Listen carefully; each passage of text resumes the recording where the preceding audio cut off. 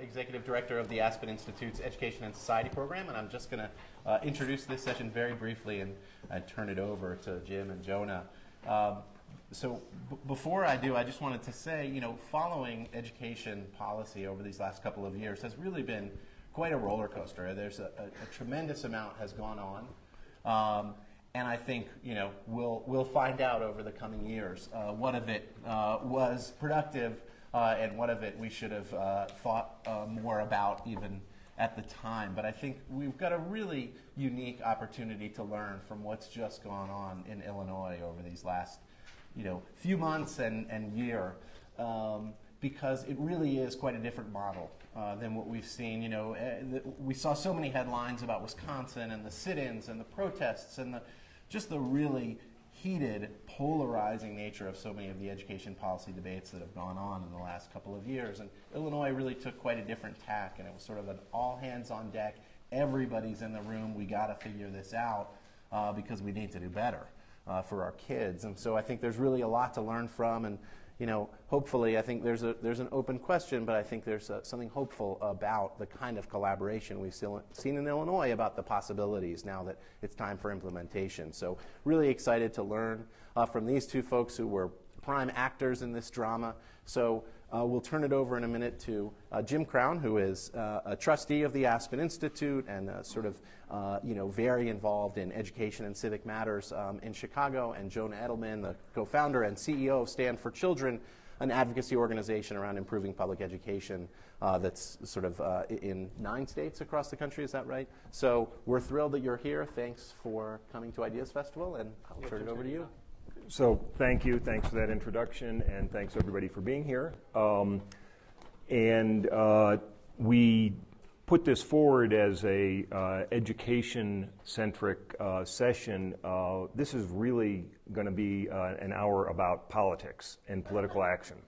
So there might have been a little camouflage in the titling, because while the nobility of the outcome, we hope, is something that we can all be proud of, what you're really about to hear, what happened in Illinois, is a story of fairly straightforward, very rudimentary political activism, and it could apply to things other than education. In this case, it applied importantly to the educational system in Illinois and in Chicago,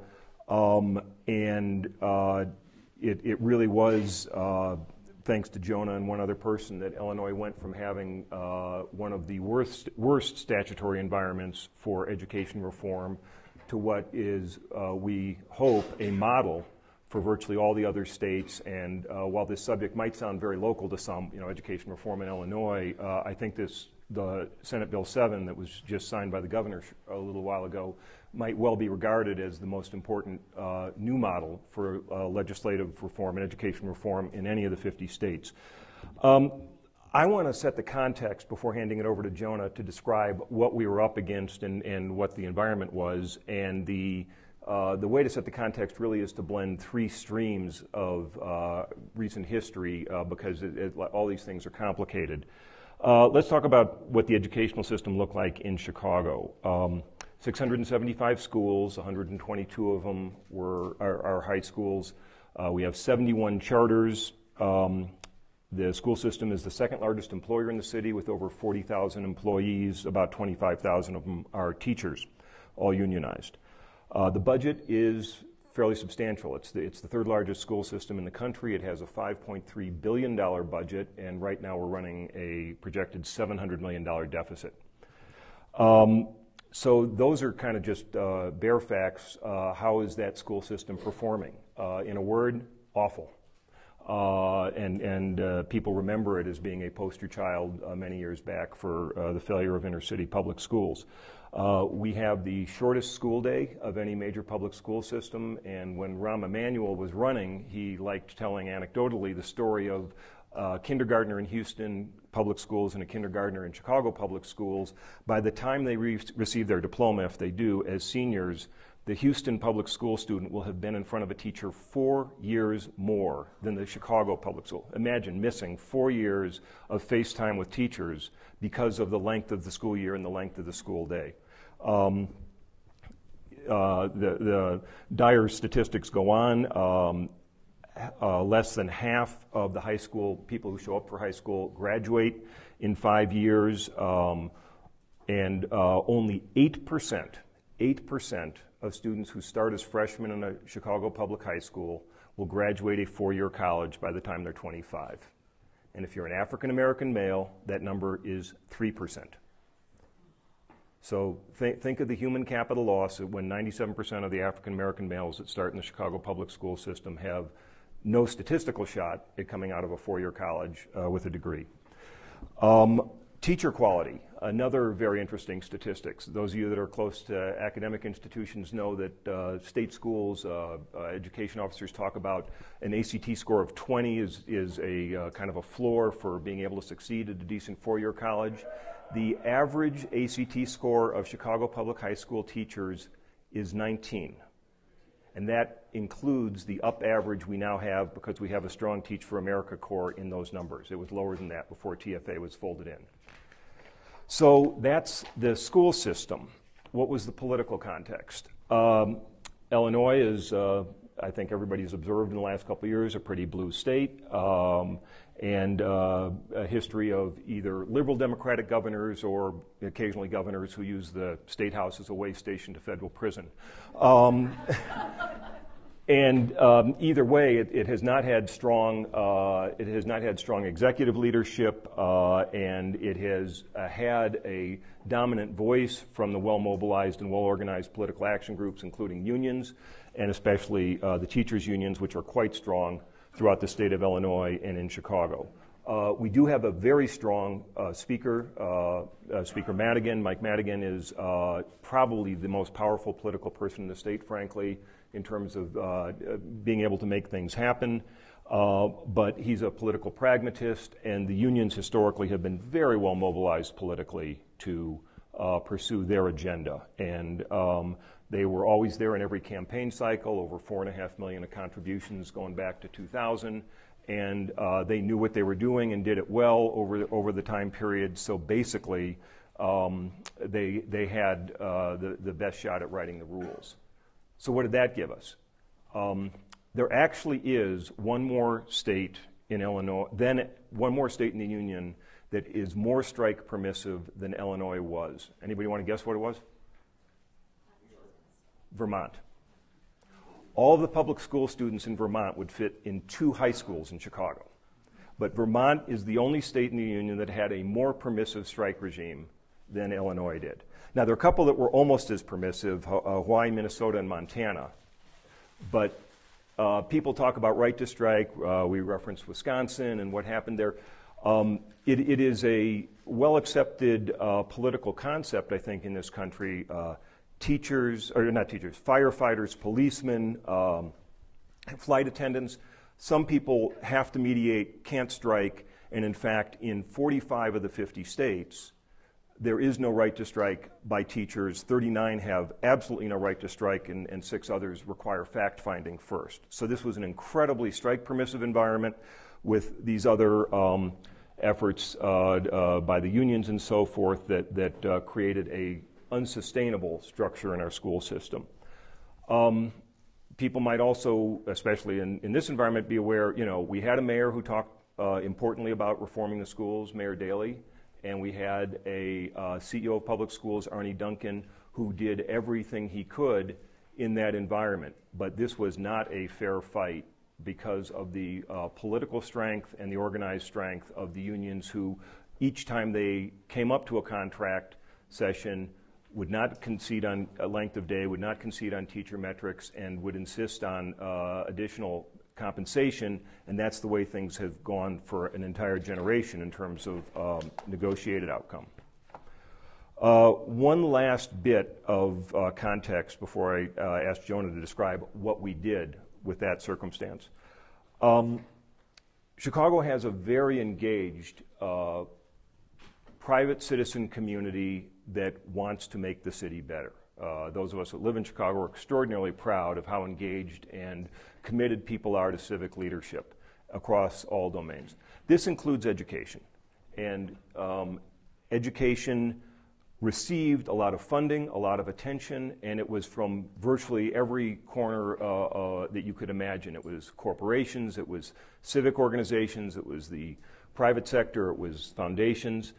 But I feel like a lot of what we did there was, I don't want to make it sound marginal by saying it was at the margin, but it was something outside the core structure. It was not structural change. It was the charter schools. It was bringing in Teach for America. It was bringing specific programs of human enrichment as an overlay on what was basically there. And I have to say, working at the edge like that for some people was getting to be quite frustrating and frankly quite discouraging. I have a couple friends, they speak with a bit of hyperbole, but they will say things like, I've put thousands of hours and millions of dollars into this, we have accomplished nothing, I'm done here. And were we really at an inflection point when Rahm Emanuel was elected? I don't know. Were we really at an inflection point when this bill came up? I don't know. But people were talking about it like, okay, we will give this one more shot with our philanthropic dollars and with our time. And if we can't get it right this time, I'm going to put my efforts and money into something where I can actually live to see the benefit, because people were quite frustrated with the benefit they weren't seeing up until then. So into that maelstrom walks Jonah Edelman. And you heard a little bit about Jonah. Stand for Children was organized in, well, I guess D.C. was the first place you worked, but it's based out of Oregon. And Jonah, through some mutual friends, approached several of us who had been working on this to talk about how he thought maybe he could help make things different. And he was quite persuasive that he could, and so we'll move to having him explain exactly what that was. I guess I just will give you a little bit of a commercial, because if you look at the website, it does have a rather moving phrase about where the name comes from, and it was a quote from Rosa Parks, who was part of your Washington, D.C. Event, who said, "If I can sit for justice, you can stand for children." And that is the credo of the organization. And Jonah, why don't you talk a bit about what you did? Thank you. Thank you all very much for coming. There were a few positives I want to point out. Jim hit the political context squarely on the head. A few things that are also important to note. An organization called Advance Illinois, which some of you may know about, was founded a few years before Stan came to Illinois by the Joyce Foundation and the Gates Foundation. And it's a terrific organization led by a wonderful leader, Robin Staines. And it's very strong on policy advocacy. Had Bill Daley as the co-chair before he went to the White House, and Jim Edgar, the former governor. So that's a great asset in that state. And they had led a process, which was collaborative, to establish a better way of evaluating teachers. The catalyst for that was federal Race to the Top money, which you might have been aware of. Are you aware of the Race to the Top competition where Arne Duncan put together $4 billion, let states bid, great catalyst for change. And Illinois basically went as far as its politics would allow it by coming up with a new way of evaluating teachers. No consequences, but a good first step. And I think that's really important to mention. So coming to town, I was aware of that, and I was also aware of the entrenchment. And frankly, when Bruce Rauner, who's a mutual friend of Jim's and probably many of you in this room, who's been involved in education for many years, asked after seeing that we'd passed legislation in several states, including Colorado, that we look at Illinois, I was skeptical. And after interviewing 55 different folks in the landscape, Speaker of the House, Senate President, minority leadership, education advocates, met with Jim and many others, was very surprised to see that there was a tremendous political opening that I think Bruce wasn't even aware of. And that was that the Illinois Federation of Teachers, still inexplicably, went to war with Speaker Madigan, who Jim cited as a very, very powerful figure, who'd been Speaker for 27 years, with the exception of a couple of years between 94 and 96, over an incremental pension reform. And Jim and many others are diehard advocates for pension reform in Illinois, and the pension reform that happened in 2010 is not the reform that's needed in Illinois. But it was a first step, only affecting future employees. The union could well have, probably definitely should have, thanked Madigan for not going further. Instead, they decided that the $2 million they had been giving him reliably for election campaigns, that they would take that away. that they would refuse to endorse any Democrat who voted for that legislation, even those that had been loyal supporters for years. And they went to the AFL-CIO and tried to get them to do the same. So a major breach. And it's something, just as you're kind of starting to think of ways in which the context in Illinois is similar to other states, you're starting to see that in other states, where Democrats who are still in control are having to address these terrible fiscal issues, and in so doing, there's often conflicts that are arising. So there's this breach. And Stand, with the support of Jim, Brian Simmons, and a few others, Ken Griffin, well, actually, initially, it was Jim, Matt Hulsizer, Paul Finnegan. We decided to get involved in midterm elections, which many advised us against doing because we're new to town, we don't know the landscape. But my position was we had to be involved to show our capability, to build some clout. So we very quickly researched the situation, and while there was a lot of folks, I think, who thought that the Republicans were going to take over in Illinois, our analysis was that Madigan would still be Speaker. And that was, district by district, dispassionate. That wasn't what I think a lot of our colleagues wanted to hear. To put that in context, by the way, this was in one of the several spikes of Blagojevich indictment headlines. And so, no, seriously, as a political flow, you would have bet against people running in his shadow. That's exactly right. And there's obviously a red wave last cycle. And so our analysis was he was still going to be in power. And as such, raw politics of it were that we should tilt toward him. And so we interviewed 36 candidates in targeted races. And essentially, I'm being quite blunt here. The individual candidates were essentially a vehicle to execute a political objective, which was to tilt toward Madigan. So the press never picked up on it. We endorsed 9 individuals, and 6 of them were Democrats, 3 Republicans, and tilted our money toward Madigan, who was expecting, because of Bruce Rauner's leadership, and Bruce is a Republican, that all of our money was going to go to Republicans. That was really a show of an indication to him that we could be a new partner to take the place of the Illinois Federation of Teachers. That was the point. Luckily, it never got covered that way. That wouldn't work well in Illinois. Madigan's not particularly well liked. And it did work. After the election, Advance Illinois and Stand had drafted a very bold proposal we called performance counts. It tied tenure and layoffs to performance. It let principals hire who they choose. It streamlined dismissal of ineffective tenured teachers substantially, from 2+ years, $200,000+ in legal fees on average, to 3 to 4 months, with very little likelihood of legal recourse. And most importantly, we called for the reform of collective bargaining throughout the state, essentially proposing that school boards would be able to decide any disputed issue at impasse. So a very, very bold proposal for Illinois, and one that 6 months earlier would have been unthinkable, undiscussable. Now, after the election, I went back to Madigan, and I reviewed the proposal that we'd already discussed, and I confirmed his support. He said he was supportive. The next day, he created an education reform committee, and his political director called to ask for our suggestions of who should be on it. And so in Aurora, Illinois, in December, out of nowhere, there are hearings on our proposal. In addition, we hired 11 lobbyists, including 4 of the absolute best insiders and 7 of the best minority lobbyists, preventing the unions from hiring them. We enlisted a statewide public affairs firm. We had tens of thousands of supporters.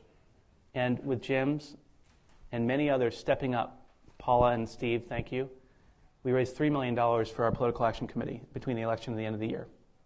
That's more money than either of the unions have in their political action committees. And so essentially what we did in a very short period of time was shift the balance of power.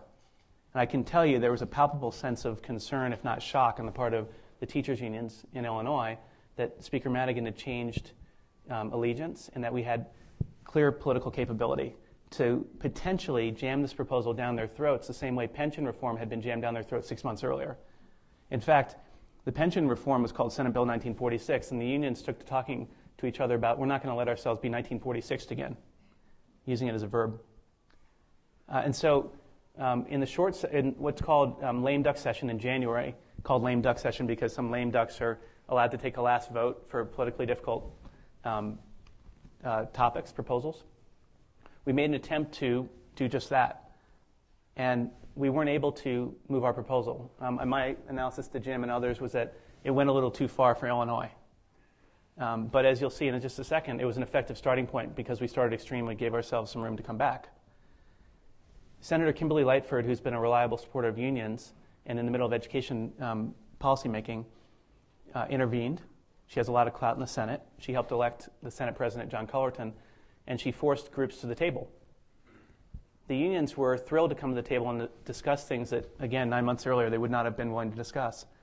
And so over the course of 3 months, with Advance Illinois taking the negotiating lead, my colleague Jessica Handy, our policy director, in the room for every meeting, and Advance and Stan working in lockstep, and that unity is so important, that partnership, caucusing before every meeting, caucusing after every meeting, making plans.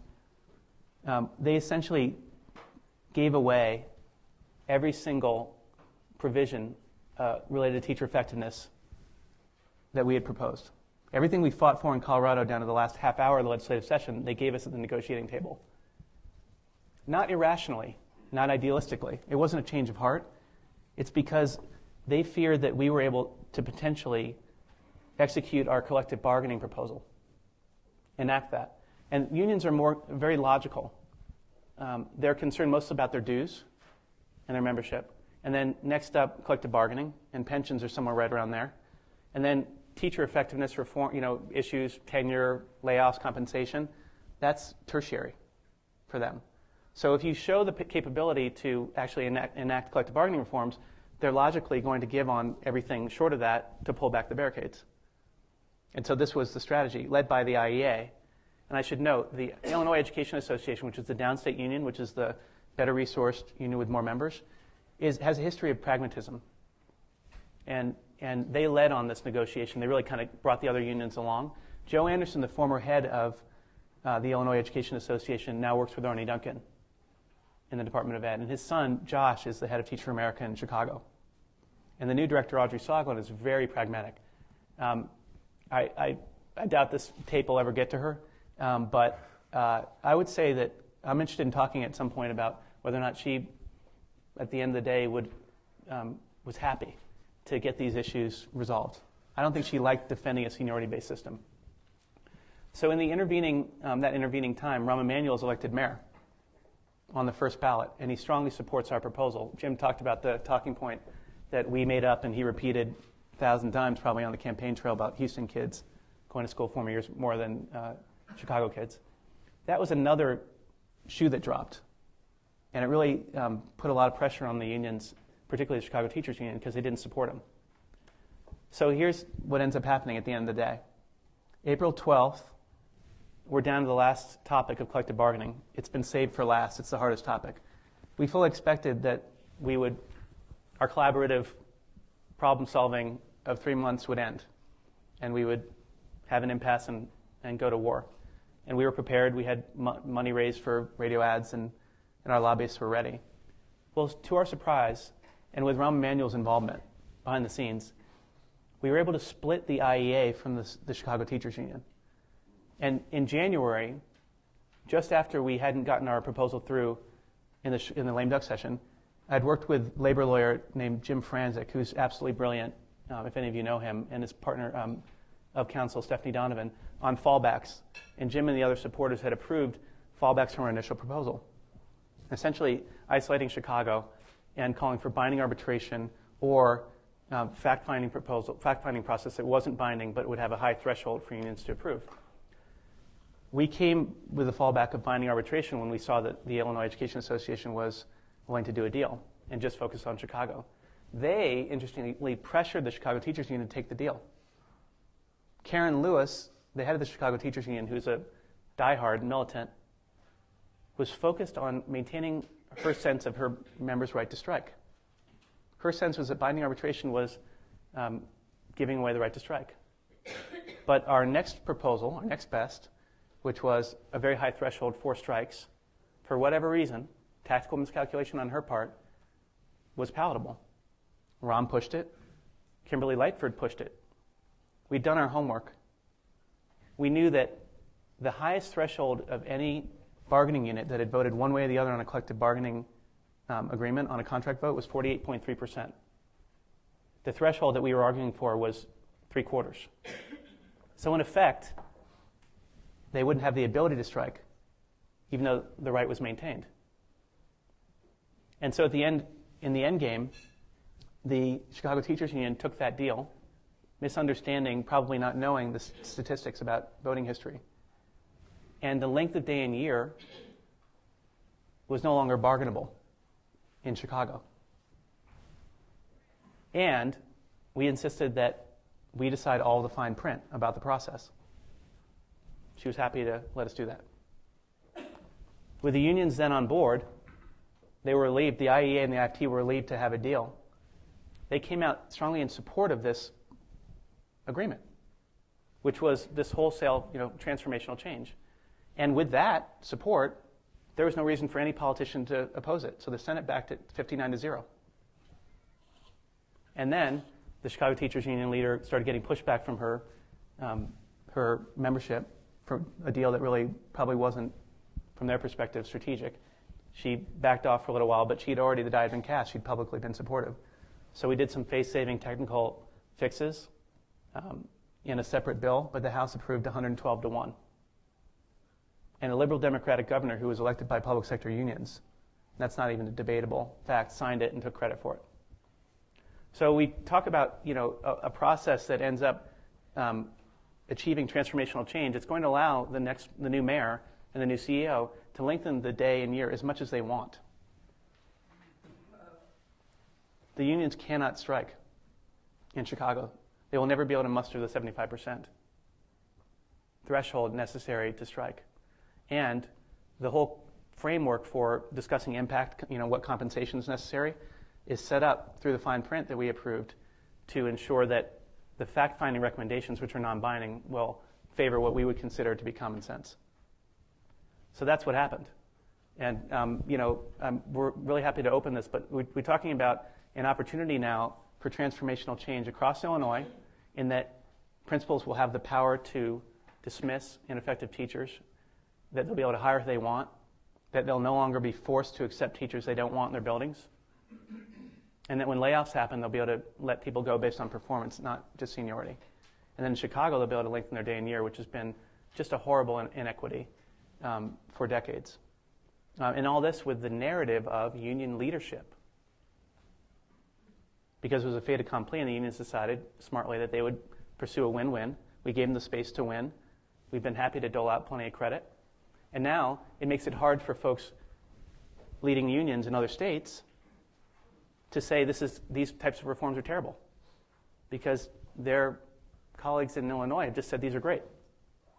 So our hope and our expectation is to use this as a catalyst to very quickly make similar changes in other very entrenched states.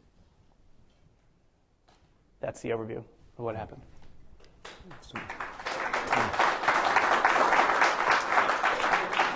Jonah, thanks. So I'm going to make 4 summary points, and then we will throw it open to questions and dialogue, and be very interested to hear how people are reacting to this based on where you're coming from. Observations I would make are that obviously special interest politics are alive and well in America, and the point isn't whether they are good or bad, it's whether or not they're well organized, well funded, and have a noble goal. But this was special interest politics. What was unusual, I think, is that there was actually never a special interest advocacy group that was focused on pro-children education reform. There was not a special interest for that cause. And that one did develop was instrumental. Also, obviously, this had to be a financial and political priority. We all have our political priorities when we go to the ballot box. It can be taxes, choice, regulation, the role of government. This seems to be important to everybody, but not a decision point for what candidates they really back.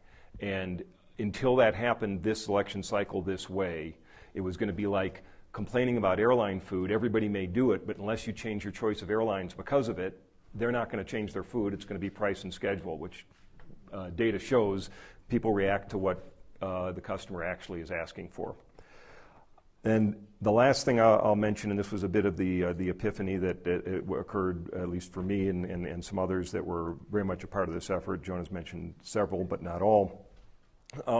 We were very proud of what we were doing as a family in Chicago, as a philanthropy, as citizens, but we had to take our fight where the fight was. We had never gone to Springfield with these issues. You know, principals, schools, mayors, yes, but we had never gone where the fight was. And I think until you take this to where the fight is, you're going to end up with the cycle that we endured for a generation and the frustration we did. And so we're very pleased that we finally got cracked the code on that one. So with that, love to hear your questions and comments. Yes, right here. Can you talk a little bit about how you'll define success and in what increments you'll measure that for improvement? College, for us, it's college-ready high school graduation. And then, you know, leading to that, it's children who are on track. Now, we're going to get into broader topics of the problems in American public education here. But it's opaque. You know, there's just not enough clarity about who's on track and who's not. Every state defines their own graduation standards, and they have their own assessments. You know, I think one of the things we could do collectively that make the most difference is, in whatever way you can, ensure that the Common Core standards, common standards across the country for high school graduation are implemented, and that the assessments that go along with those standards are executed and they go into effect. And there's a common definition of a kid who's on track and who's not, and more transparency. That's the bottom line. But the statistics that Jim cited have to change. If they don't, then what we've done has accomplished nothing. Right here. You're still facing a $700 million budget default. Is the group holding together to attack this issue across the Spitz, or have you moved on to other issues in the city and stuff? Okay, I'm not sure who the you is in that sentence. The political group. Oh, Stand for Children. Stand for Children in Advance. You can speak. Absolutely, we're building an affiliate for the long term. We have a great staff already. There has to be a statewide constituency of parents and educators, and there has to be a very, very proactive strategy in Chicago and outside Chicago. Our first focus in Chicago is going to be ensuring that district is able to follow through on the instructional time increase. Now, while the rules allow the mayor to increase instructional time, it can't become something that's a terrible issue for him politically. So we have to organize and mobilize the support to make it a winner politically. So we'll be there to support the mayor in that. We also want to get parents engaged in the topic, because top-down change only without an educated group of consumers only goes so far. So we're hoping to have tens of thousands in a discussion around how time should be used in Chicago, so that when the mayor comes forward, be it September or next spring, to enact a longer day and year, that there is a community groundswell of support. But you still have a $700 million bogey, and if the Washington, D.C. example, it can get very, very difficult in a Chicago-type community to ram through cutting teachers and all the other kinds of stuff you're going to need to get to the bogey. You are right to predict some more turbulence on this topic, and it's hard for us to see, just as citizens of Chicago, how they're going to solve this. We've got a new school board. We've got a new CEO of public schools. They are working this. They're disaggregating it, and they've figured out 15 million here and 22 million there. It seems to me like we will end up operating in the red for a while. I'm not quite sure how that works as a matter of cash management. But they have got a serious uphill problem, and they in this case is the school board and the political administration, and how the mayor is going to deal with that is a front and center problem that I don't, he will get it down, he won't get it to zero, and that may create some, you may be hearing about this topic again because of that, and trying to lengthen the day with paying people, while paying people no more, is obviously going to stress things. Just one follow-up. Is the private sector become really more important now than they even were in the start? My forecast is in the immediate term, this is now back in the mayor's court and the school board's court to start getting some things in place about principals and metrics and quality schools and so forth at the CPS level. Right after that, I think the public sector has, or the private sector has got a great partnership opportunity to come in and do things that will be effective and strategic once this is sorted out. But the ball's on the other side of the net right now for the mayor to get stuff done before we can come back in as private citizens and truly be helpful, I think. Yeah, right here. Two questions. Do you have any curricular reforms planned based on the new Common Core standards because of your new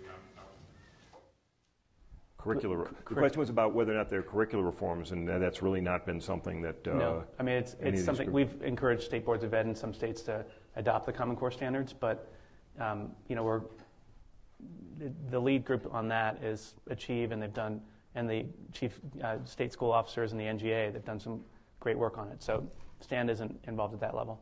And the second question, if that's okay.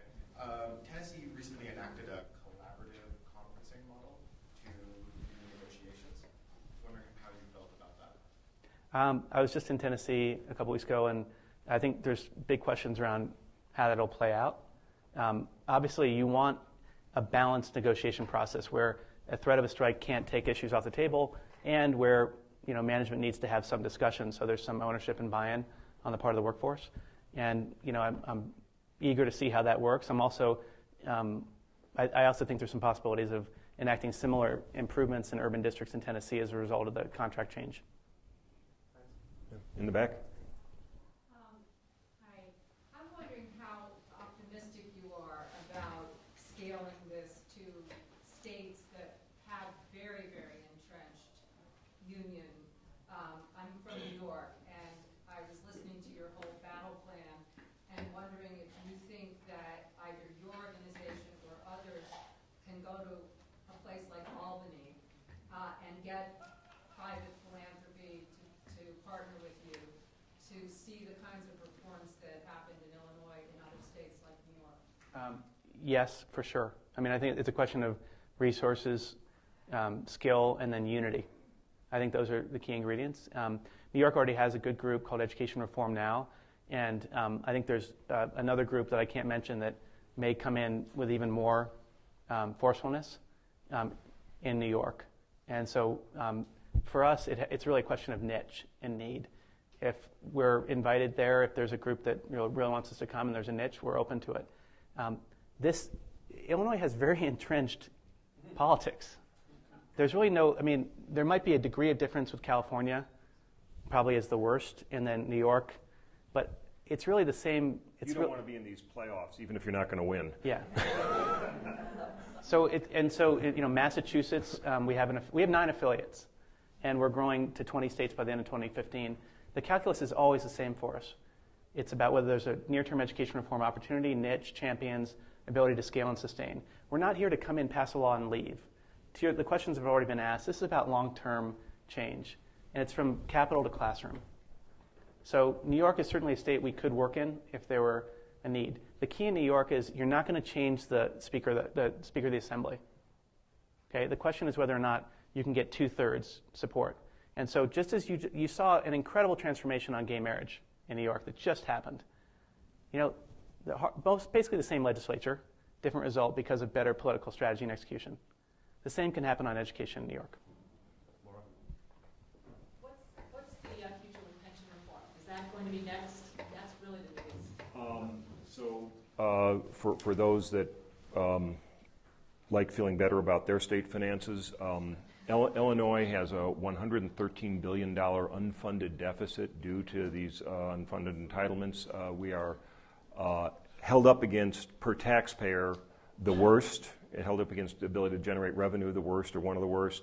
And we tried, we meaning the state, to go after this in a sort of, I would say, moderate, intense way before the legislature adjourned. The votes were not there, and they said, we'll try and do it over the summer session.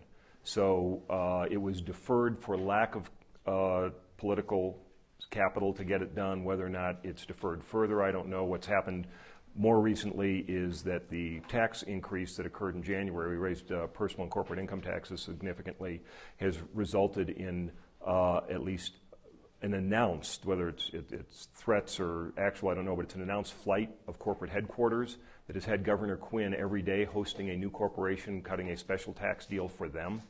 And so we still have got a lot to sort out on the balanced budget in Illinois, and the political will is not yet organized enough to get something done. Yes? I have two questions. Number one, I'm from D.C. We saw this happen with Fenty putting a lot of what you guys were about. He lost his election because he was unable to distinguish what the fact that employment meant for teachers and what kids' rights were. And essentially, the electorate saw that employment opportunities were being taken by this mayor. What public relations strategy did you use in Illinois to distinguish the fact that kids needed to have a better chance of their future as opposed to folks who have no business being on the payroll, stay on the payroll? First of all, I don't agree with that being the reason why Fenty lost. I think that's, I would disagree with that premise. I think It was a substantial reason, though, within the city. Fenty could still be mayor of D.C. easily, right? And politics is an art. Why do you think that? Politics is an art form, and I think when you read accounts of reformers or elected officials who try to rule by fiat, and do things without practicing the art of politics, which is labor-intensive, relationship-based. I'm from D.C. and I know a lot of people there, and I think you got to go to funerals. You got to meet with people. You got to meet with people who backed you. You got to put people in key positions who are going to treat people respectfully. And you don't do that, you pay a price politically. And he could have done all the educational changes, even in the way that they were done, which really could have been more diplomatic, and still won had he done his business politically. That being said, our issues poll really well, actually. And that's our theory of action, is to focus on issues that the public strongly agrees with, but special interest politics have prevented from happening. And use, as Jim said, special interest politics on our side. Our theory of action doesn't work on issues that don't poll well. And so, and again, we don't come in with a one-size-fits-all to a state, and we don't come in, with our finger pointed, ready to poke people in the eye.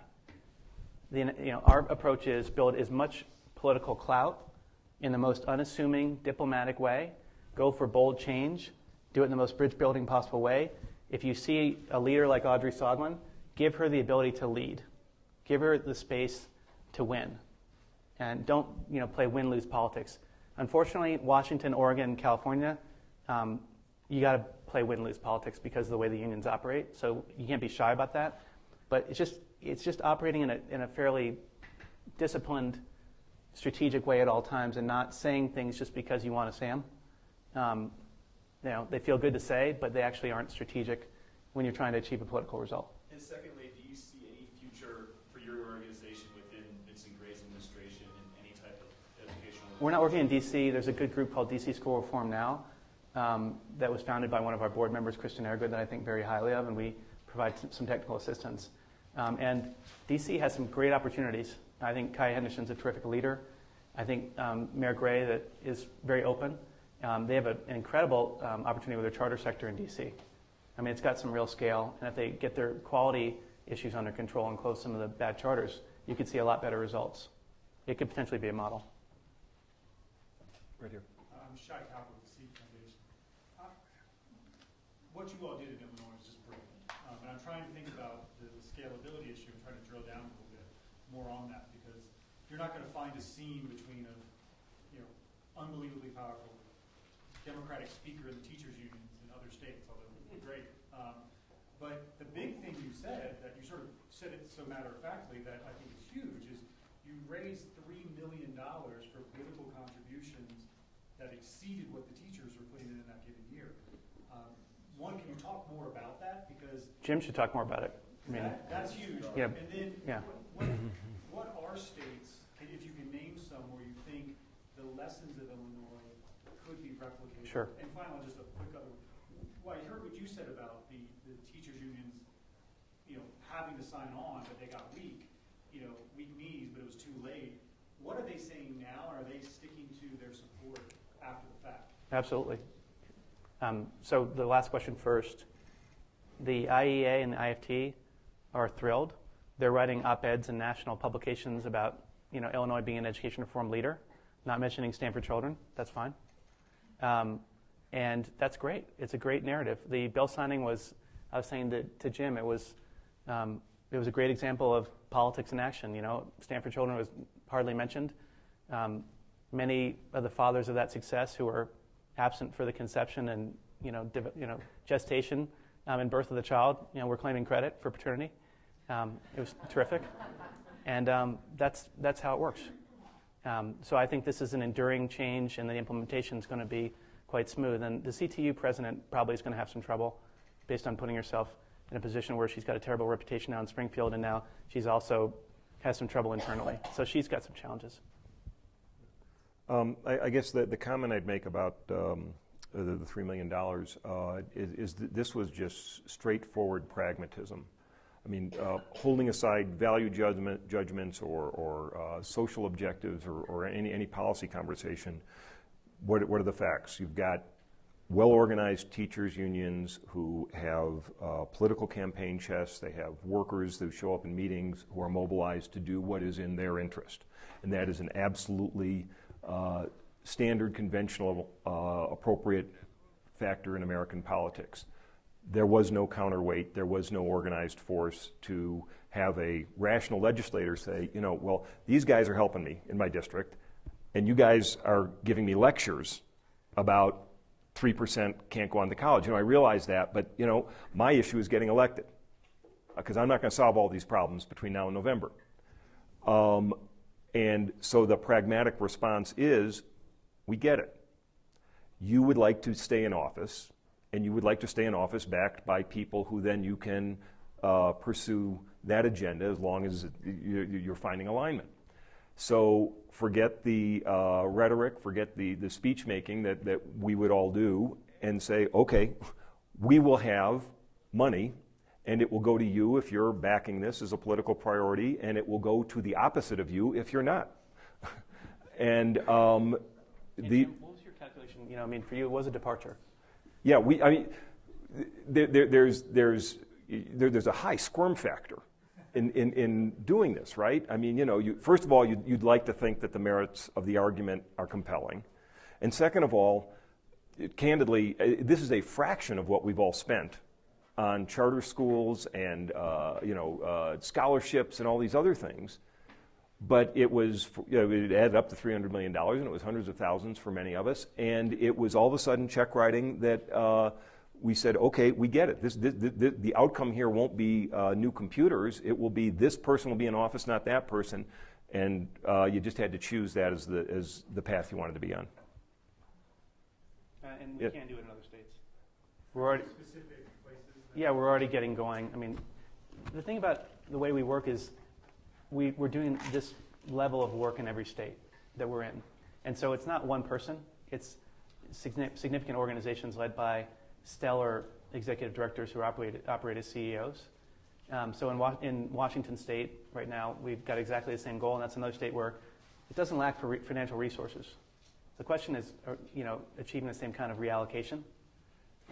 We could readily outspend the Washington Education Association. Massachusetts, very similar. It might be a ballot measure in Washington. It might be we have a ballot measure on the ballot, and we use it as a lever in Massachusetts. But it'll look a little bit different, but it's essentially the same. Iowa is another state. Democratic Senate, feel like we could do the same very, very major reform potential there. So I don't think there's any question, but by the end of this decade, we're going to have ended seniority-based decision-making in education in this country. That's not enough to ensure better outcomes, but it's certainly something that has been long overdue. Yes. I was just wondering, in terms of thinking about this as a model of scalability, as a component tied in with all the other reforms, what do you expect the timeline to be for results in Chicago or in Illinois that result from the changes that you've made? Well, I think the soonest they're going to be able to make their year longer and their day longer is the soonest would be January, and it's probably we're talking September 12th. And then, if you have a longer day but terrible teachers, that doesn't do anything, right? So it's about performance management. It's boring. It's not a silver bullet. But Jean-Claude Brizard needs to hire a lot of really good, what they call chief area officers. He's got to hire a lot of really good, like superintendent level people. They'd be overseeing 30, 40 schools. And then they've got to evaluate their principals rigorously, and they need to create much more in the way of pipelines of quality principals. So it's blocking and tackling. But now there's, as Jim said, a more conducive framework for folks. And I would think that more people would want to be principals, because then they realize they actually not only have the accountability, but they have the authority. Yes? So do you want to have the accountability back to you that happens? I mean, what role do you play? You've invested in all this. Well, okay, so the U now shifts to a citizen of Right, Chicago, or and these dire statistics, which I'm glad they seem to have some shock value in this room. They've actually had much steadily diminishing shock value, and people are just accepting these bad numbers and outcomes as though, well, the weather's tough in January too. Yes, we would like. We are interested in the transparency. We're interested in the metrics. We very much would like to see this happen. But there's no single organization that can or should feel. This is all of us. As a citizen of Chicago or a citizen of the United States, as Jonah said a minute ago, this conversation pertains to our future as a country, our financial well-being, our national security, and all these things are just going to meld together. If this gets better, we'll be glad that we were part of helping getting it a little better. Okay, and you're our last questioner, because we're coming to the end of our hour. Last question is, what was the role of media in this process? Generally speaking, you try to bring the media on board with you to support you, but this sounds like it was a much more underground based. No, I'm glad you asked that. The Tribune was fantastic. The Tribune was I think they probably wrote more than 10 supportive editorials. Prominent, like top, well written. I think Paul Weingarten was responsible for a lot of those. Sun-Times was good. We had a lot of downstate editorial support. It didn't become a big flashpoint, and so on the news side, it didn't get so much attention. It did after it passed get a lot of attention, but. Editorial support was terrific, but I wouldn't call it anywhere near a decisive variable. But it's much better. Wisconsin was all a major media. Wisconsin was a problem for us. It made it hard for a while, but we were able to reframe by doing a side-by-side, which we sent to all legislators, juxtaposing our legislation from the Wisconsin legislation to make clear that the union's mantra of "this is a Wisconsin-style attack" was baloney. But it was definitely this is in a charged media environment, so I think I'd say to come out with this kind of kumbaya narrative was even more notable, given the main story of polarization in the country. Thank you all for being here. Thank you.